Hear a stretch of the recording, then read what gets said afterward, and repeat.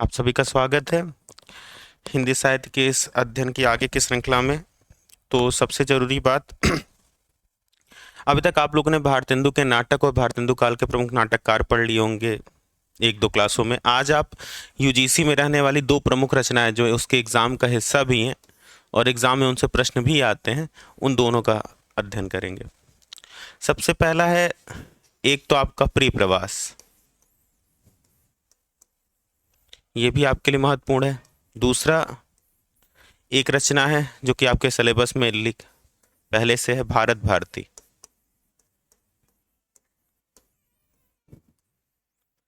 दोनों रचनाएं आपको द्विवेदी काल की पता भी हैं और इम्पोर्टेंट भी हैं, तो इसके ऊपर आज चर्चा करेंगे, प्रिय प्रवास और भारत भारती के ऊपर।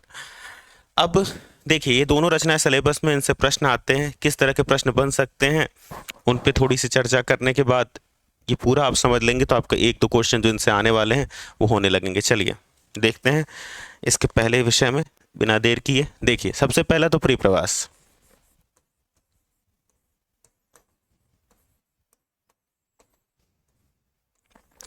देखिए, सबसे पहली बात, जो ये प्रिय प्रवास है, हरिऔध जी जो आपके अयोध्या सिंह उपाध्याय हरिऔध हैं, उनकी तीन रचनाएं बड़ी इंपॉर्टेंट है, प्रिय प्रवास, परिजात और वैदेही वनवास।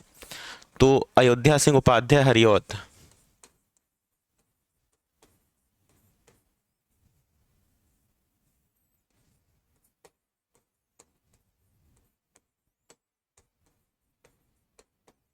उपाध्याय हरिऔध, ये बेसिक आपको पता ही, इनका उपनाम हरिऔध था। तो इनकी तीन प्रमुख रचनाएं हैं, जिसमें से एक आपको पता ही, ये प्रिय प्रवास जो सबसे ख्याति प्राप्त रचना थी। दूसरी परिजात और तीसरी वैदेही वनवास।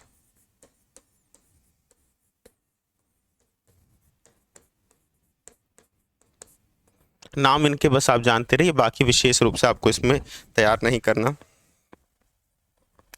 प्रिय प्रवास जो रचना है उसकी भूमिका सबसे पहले इंपॉर्टेंट बनती है, जहां से प्रश्न यूजीसी के आ सकते हैं पहले वो सारे जगह को आप क्लियर कर लीजिए कि क्या क्या चीजें हो सकती हैं। तो इसकी भूमिका में स्वयं कवि लिखते हैं कि मैंने श्री कृष्ण चंद्र को इस ग्रंथ में एक महापुरुष की भांति अंकित किया है। देखिए, मैंने श्री कृष्ण चंद्र को, ये इसकी भूमिका में स्वयं कवि लिख रहा है, चंद्र को इस ग्रंथ में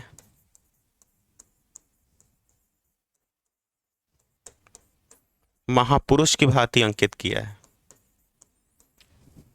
क्योंकि कूट वाले क्वेश्चन यूजीसी में बढ़ गए हैं, उसमें ये सारी चीज़ों के आने की संभावना सबसे अधिक हो जाती है जब वो भूमिका, और जितनी भी रचनाएं आपके सिलेबस में लगी हैं कम से कम सबकी भूमिकाओं को आप एक एक बार पढ़ लीजिए, क्योंकि भूमिका पढ़े रहेंगे तो आसानी से आप समझ पाएंगे कि किस रचना का सार क्या है। तो देखिए, मैंने श्री कृष्ण चंद्र को इस ग्रंथ में महापुरुष की भांति अंकित किया है।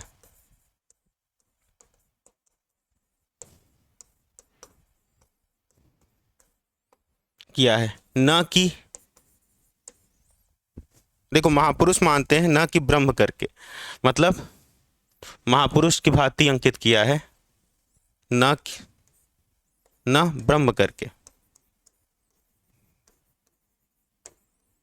कहने का मतलब है, वहां पर श्री कृष्ण को एक महामानव तो स्वीकार करते हैं, महापुरुष तो स्वीकार करते हैं, लेकिन ईश्वर के रूप में ऐसा स्वीकार नहीं किया। यानी कि इसमें उन्होंने श्री कृष्ण के महापुरुष रूप का वर्णन किया है, न कि ब्रह्म रूप का, मतलब डायरेक्ट ईश्वरी चेतना वाली बात नहीं की है। सबसे पहली जरूरी बात तो आपकी यही होती है इसमें। सेकंड देखिए,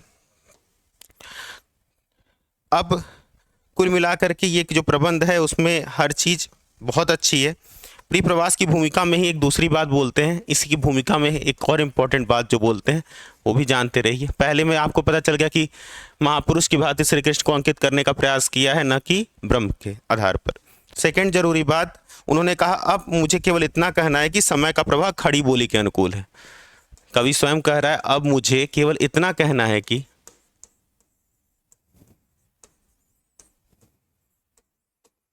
इतना कहना है कि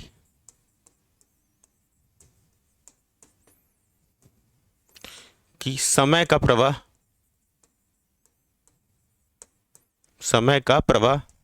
खड़ी बोली के अनुकूल है।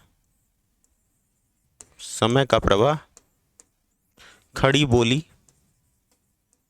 के अनुकूल है। एक बात यहाँ से ध्यान दीजिएगा, तो ये वास्तविकता में बताना क्या चाह रहे हैं कि खड़ी बोली आंदोलन 1888 में हुआ, उसके बाद की ये रचना है। तो ये बताना ये चाह रहे हैं कि अब जो समय आ रहा है वो किस भाषा का आ रहा है, तो आपका खड़ी बोली का आ रहा है।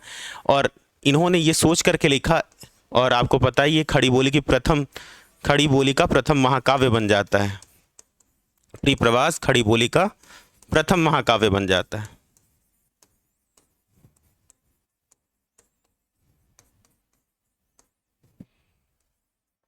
महाकाव्य बन जाता है।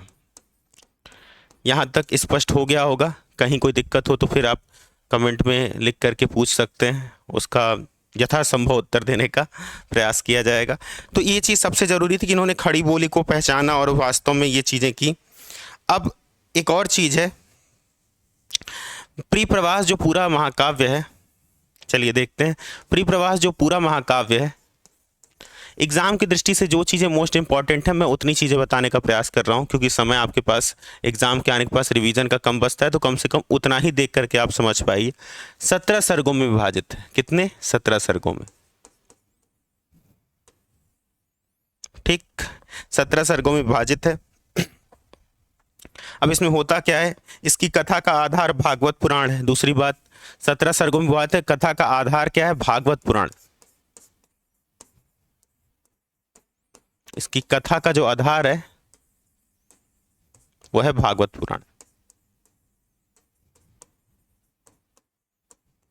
ठीक, इसके पश्चात इसकी जो कथा है, इसमें श्री कृष्ण के मथुरागमन, ध्यान से देखिए इसकी कथा वस्तु किस प्रकार चलती है।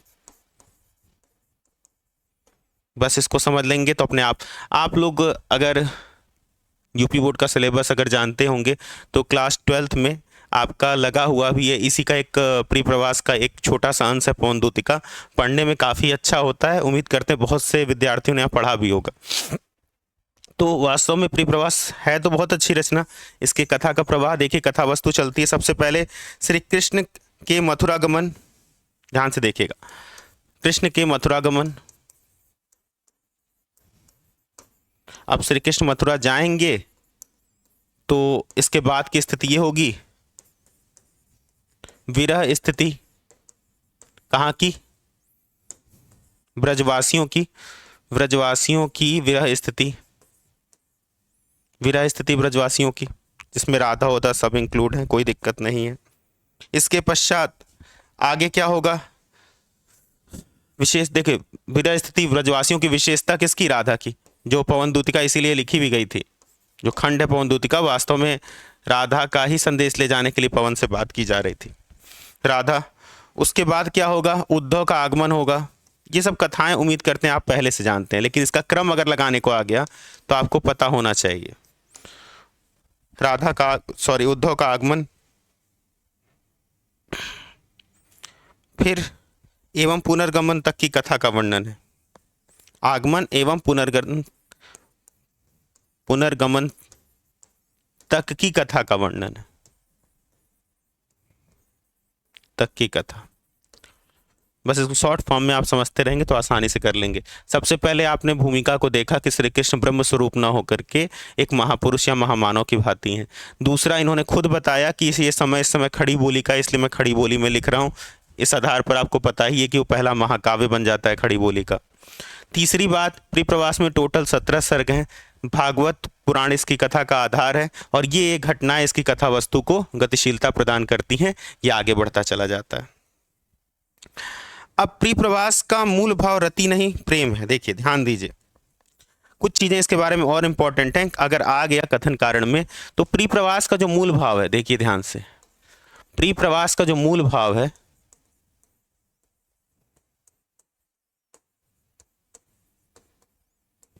ठीक, वो वास्तव में रति नहीं प्रेम है। अब कुछ अर्थों में रति ही प्रेम कहला जाता है, लेकिन आप समझिए रति नहीं प्रेम है, क्योंकि यहाँ पर जो ये रति और प्रेम है उसमें एक छोटा सा डिफरेंस है।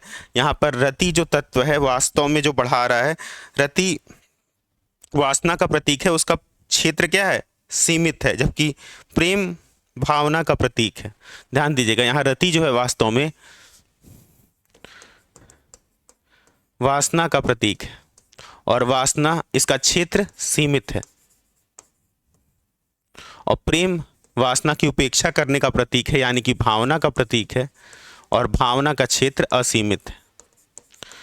तो अगर कुछ ऐसा आपका कथन कारण में प्रश्न भी बन जाता है तो उसमें आपको उलझने की आवश्यकता बिल्कुल नहीं है, बस सहजता से स्वीकार करना सीखिए कि हम इस क्वेश्चन को करना जानते हैं। ठीक, अब इसके आगे थोड़ी सी बातें और, कुछ विचारक होंगे इनके विषय में बोले होंगे, और हमको सबसे पहले विचारक जो चाहिए आप सभी को पता है, एक नाम होगा रामचंद्र शुक्ल।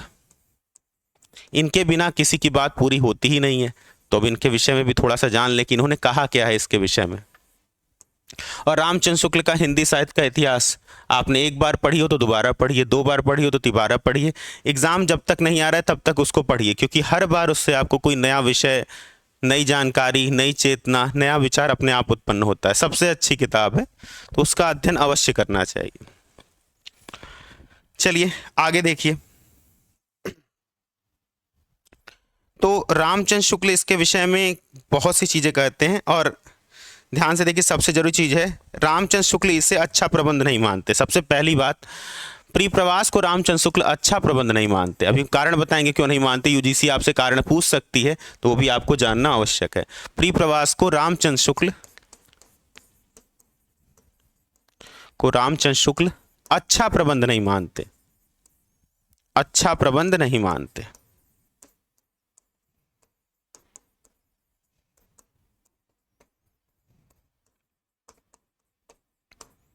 अब शुक्ल जी नहीं मानते, कोई ना कोई कारण अवश्य बताए होंगे, अब वो कारण स्पष्ट करने जा रहे हैं, शुक्ल जी के ही शब्द, उन्हीं का कथन है, ध्यान से समझिएगा। यह काव्य अधिकतर भाव व्यंजना और वर्णनात्मक है। यह काव्य अधिकतर, ये शुक्ल जी का स्टेटमेंट है, अधिकतर भाव व्यंजना एवं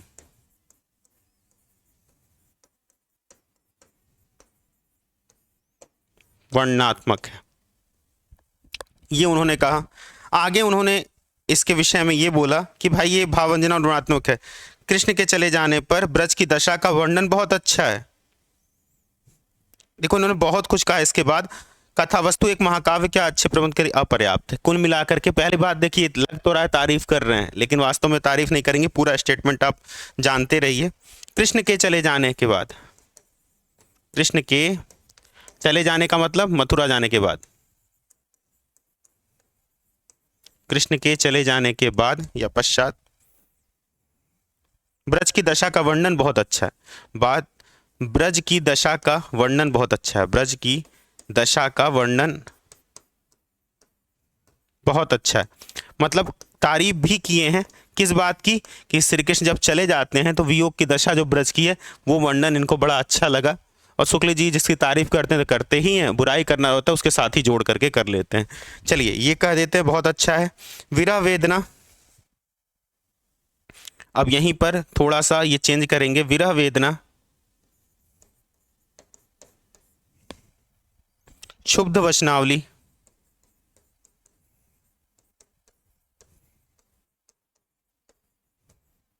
विरह वेदना क्षुब्ध वचनावली प्रेम की अनेक अंतरदशाओं की व्यंजना करती हुई, प्रेम की अनेक अंतरदशाओं की व्यंजना करती हुई,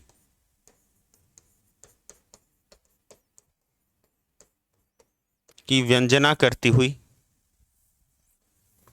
व्यंजना करती हुई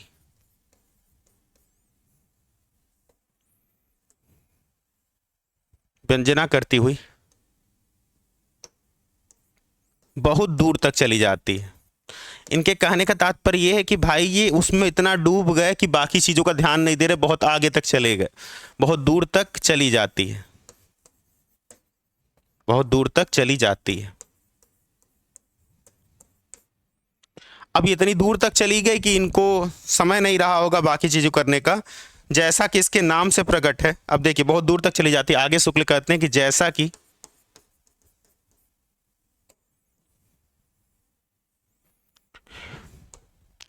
जैसा कि इसके नाम से प्रकट है,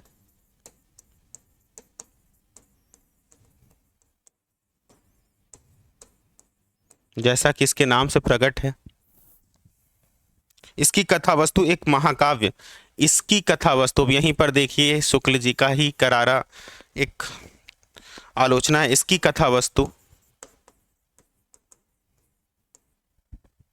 एक महाकाव्य,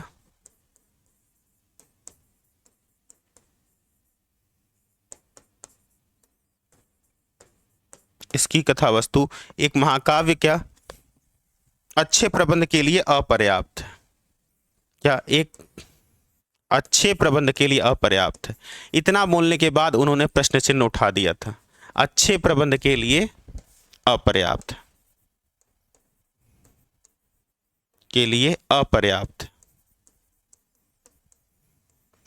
जहां उन्हें तारीफ करनी थी उन्होंने की, लेकिन अंत में एक प्रश्न चिन्ह उठाया कि भाई इसकी कथा वस्तु जो है वास्तव में अच्छे महाकाव्य या एक अच्छे प्रबंध के लिए भी क्या है, अपर्याप्त। बाकी चीजें, व्यंजना अच्छी है, भाव व्यंजना अच्छी है, वर्णनात्मकता अच्छी है, सब अच्छा कहा, लेकिन एक प्रबंध की विशेषताएं इसमें न होने के कारण इसे अपर्याप्त भी घोषित कर दिया। तो कुल मिला के शुक्ल जी का स्टेटमेंट अगर कोई आएगा, और बच्चन सिंह ने भी इस पे कुछ कहा है, बच्चन सिंह की स्टेटमेंट को भी समझ लीजिए, बच्चन सिंह ने क्या कहा है। बच्चन सिंह ने इसी स्टेटमेंट के विषय में कुछ कहा है, ध्यान देखिएगा।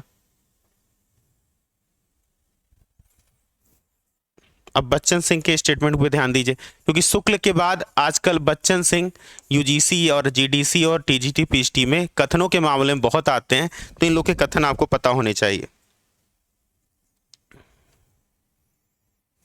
चलिए, आधुनिक हिंदी साहित्य भी बच्चन भी इसी तरह कहते हैं, लिखते हैं, किंतु एक स्टेटमेंट है, किंतु न तो शैलीगत नवीनता के कारण, न तो शैलीगत नवीनता के कारण और न ही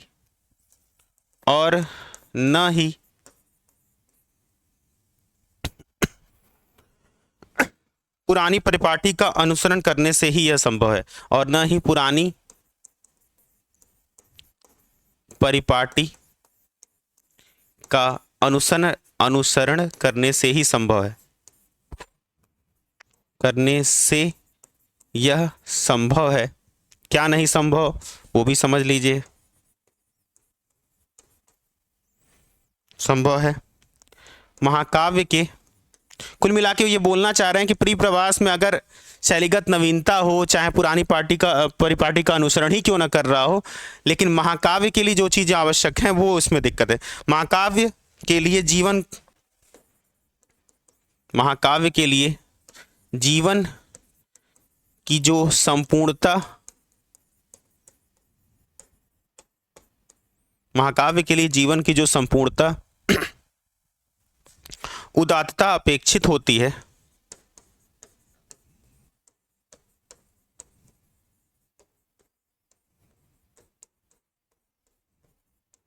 उदात्तता अपेक्षित होती है, उसका इसमें नितांत अभाव है, उसका परिप्रवास में नितांत अभाव है, इसमें नितांत अभाव है।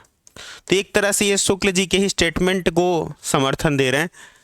तो इस तरह से अगर आपसे पूछेगा कि दोनों आलोचकों के जो मत थे उसमें क्या क्या अगर ये हैं, तो अपने आप समझ सकते हैं कि दोनों लोगों ने इसको बहुत ही उच्च कोटि का महाकाव्य स्वीकार नहीं किया। क्लियर, यहाँ तक कोई दिक्कत? तो ये जो चीजें हैं वो आपको पता होनी चाहिए, ठीक है। और जबकि गणपति चंद्रगुप्त इसका बहुत समर्थन करते हैं, अच्छा काव्य मानते हैं, लेकिन दो आपके लिए मेन आलोचक हैं जिनसे एग्जाम पूछता है प्रश्न, तो आपको इतनी सारी बातें इसके विषय में पता होनी चाहिए। तो परिप्रवास के विषय में इतनी जानकारियां पर्याप्त हैं। अगर आप प्रश्नों को सहजता से समझ सकेंगे तो इतनी जानकारियों के माध्यम से आप प्रश्नों को आसानी से कर भी सकेंगे, ठीक है। चलते हैं अब अपना एक दूसरा महत्वपूर्ण रचना जो कि भारत भारती है, उससे जुड़े हुए प्रश्नों के लिए थोड़ी बहुत चीज़ें उसके विषय में बताते हैं। तो ये था आपका परिप्रवास। अब इसके पश्चात है भारत भारती। रचना आपको पता है मैथिली शरण गुप्त की है, बहुत फेमस रचना है। तो अब भारत भारती का जो दृष्टिकोण है वो एकदम अलग है। जिस तरह से आपने ये रचना देखी उस तरह का ना होकर के उससे काफ़ी अलग है। 1912 में ये रचना आई थी।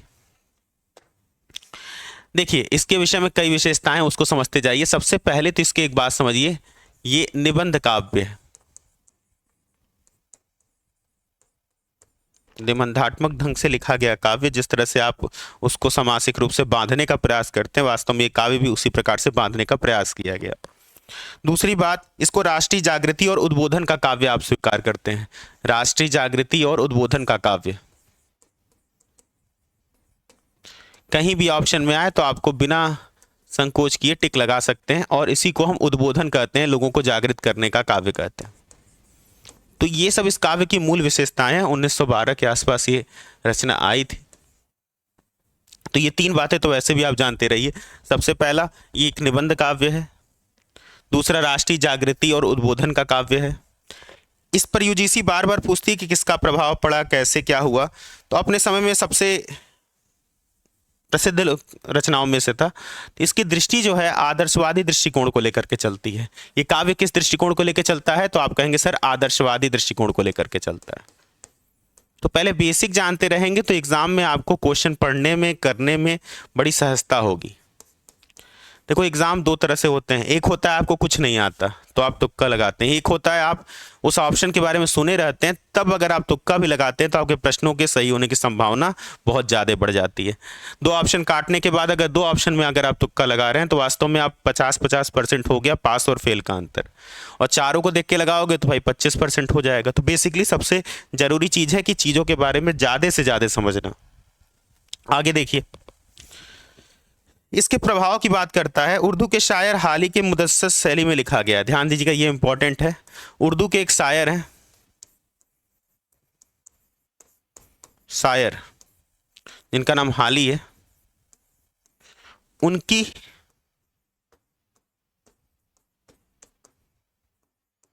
मुदस्सस शैली में लिखा गया।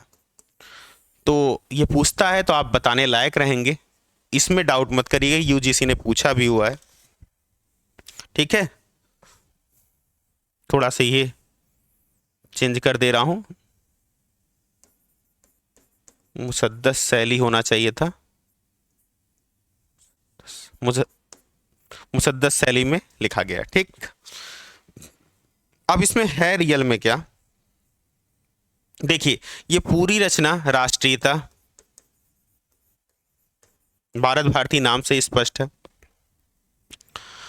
ये पूरी रचना राष्ट्रीयता, अतीत गौरव, युगीन दशा, प्रकृति सौंदर्य, इन सब पे आधारित है। अतीत के गौरव,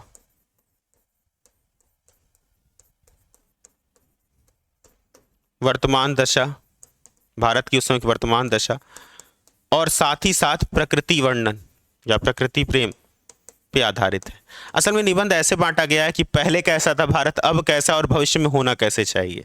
ठीक है, तो एक तरह से आप समझिए तीन पार्ट में बांटा गया ये काव्य है कि पहले भारत कैसा था, अब कैसा है, और आगे कैसा होना चाहिए। तो इसके वास्तव में वर्ण विषय यही है। इस पूरी रचना के जो आपको अगर कोई पूछे कि वर्ण विषय क्या है, तो वास्तव में इसके वर्ण विषय यही चारों हैं। ठीक है, जो भारतीय जनमानस के मन में जागृति उत्पन्न करेंगे या उद्बोधन की तरह काम करेंगे। दृष्टिकोण आदर्शवादी है। ठीक, आगे बढ़ते हैं।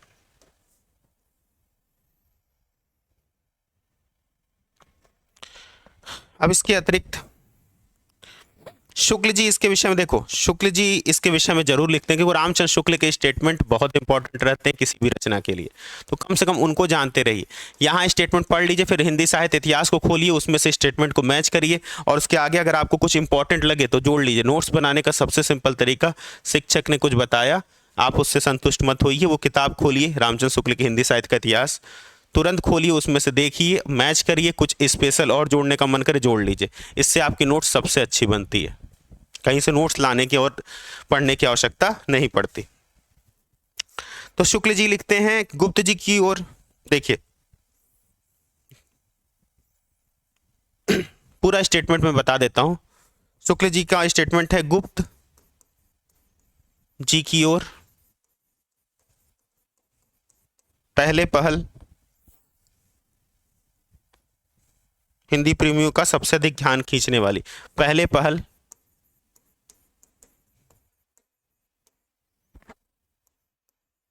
हिंदी प्रेमियों का सबसे अधिक ध्यान खींचने वाली, सबसे अधिक ध्यान खींचने वाली,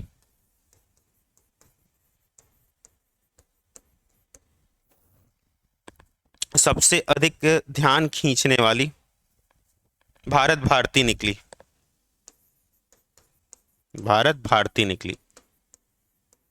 शुक्ल जी ने भी वो जो मैंने स्टार्टिंग बताया था कि हाली साहब की मुसद्दस शैली यानी मुसद्दस हाली, तो इन्होंने भी वही चीज़ कहा था। शुक्ल जी ने इसके आगे एक बात कही कि इसमें मुसद्दस हाली के ढंग पर, इसमें मुसद्दस हाली के ढंग पर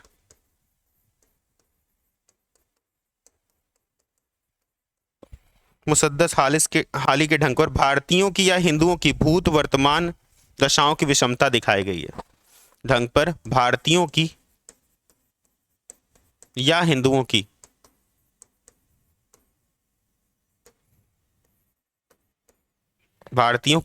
की अतीत, भूत और वर्तमान, मतलब अतीत और वर्तमान की बात की गई है। अतीत और वर्तमान दशाओं की विषमता दिखाई गई है। अतीत और वर्तमान दशाओं की विषमता दिखाई गई है। विषमता दिखाई गई है। अब ध्यान से देखिए तो वास्तव में अतीत के गौरव का गान किया गया है। अंग्रेजों के युग में हमारा वर्तमान दशा कितनी बुरी हो गई है, इसको दिखाया गया कि हम अतीत से प्रेरणा लेके वर्तमान को बदलें और भविष्य में एक नई चेतना के साथ आए। तो वास्तव में ये रचना भारतीयों को जगाने के लिए लिखी गई थी। ठीक है, चलिए। और चलिए, बच्चन सिंह का भी स्टेटमेंट कुछ अच्छा ही है। ध्यान दीजिएगा, मैं दो स्टेटमेंट बार बार कह रहा हूं कि रामचंद्र शुक्ल तैयार कर लीजिए और बच्चन तैयार कर लीजिए, तो इससे एग्जाम में काफ़ी हद तक मदद मिल जाएगी। और बाय द वे ये दोनों नहीं आए तब कम से कम ऑप्शन काटने के काम तो आएंगे कि ये स्टेटमेंट उनके जैसा नहीं लग रहा है या ये स्टेटमेंट इनके जैसा नहीं लग रहा है। तो सबसे ज़रूरी चीज़ है आप एग्ज़ाम को कैसे टैकल करते हैं अपने लिए। अगर सही कर रहे हैं तो एग्ज़ाम में अच्छा नंबर आएगा, JRF भी हो जाएंगे। अब भारत भारती को उस समय की राष्ट्रीय भावना का सिसिमोग्राम कहते हैं बच्चन सिंह। बच्चन सिंह भारत भारती को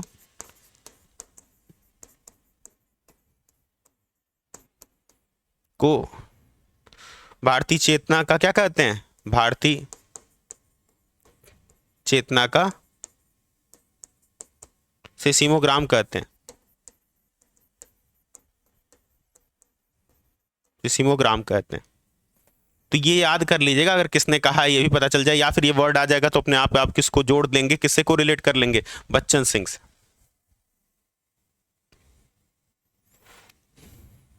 और इन्होंने एक बात कही थी कि गुप्त जी ने, मतलब ये भारत भारती जो लिखे हैं गुप्त जी ने शैली हाली से ली है। मतलब शैली किससे ली है? हाली से।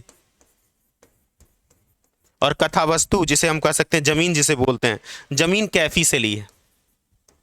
जमीन कैफी से ली है। तो अगर आपसे पूछा जाएगा कि इस रचना पर किसका किसका प्रभाव है, तो कैफी और हाली दोनों का प्रभाव है। क्लियर? तो ये चीज़ें आपको ईमानदारी से तैयार होनी चाहिए। अगर तैयार रहेंगी तो एग्ज़ाम में आपको बहुत सी सुविधा होगी खुद एग्ज़ाम में करने के लिए। तो अच्छे से देखिएगा। हाँ, कोई टॉपिक आपको ऐसा लग रहा है इसके बाद जैसे कि ये टॉपिक कठिन है, ये पढ़ाना चाहिए, तो उसको कमेंट में ज़रूर पिन कर दीजिएगा कि उसके ऊपर भी हम आपको क्लास दे सकें। ठीक है, तो आज के लिए बस इतना ही। पढ़ते रहिए। धन्यवाद।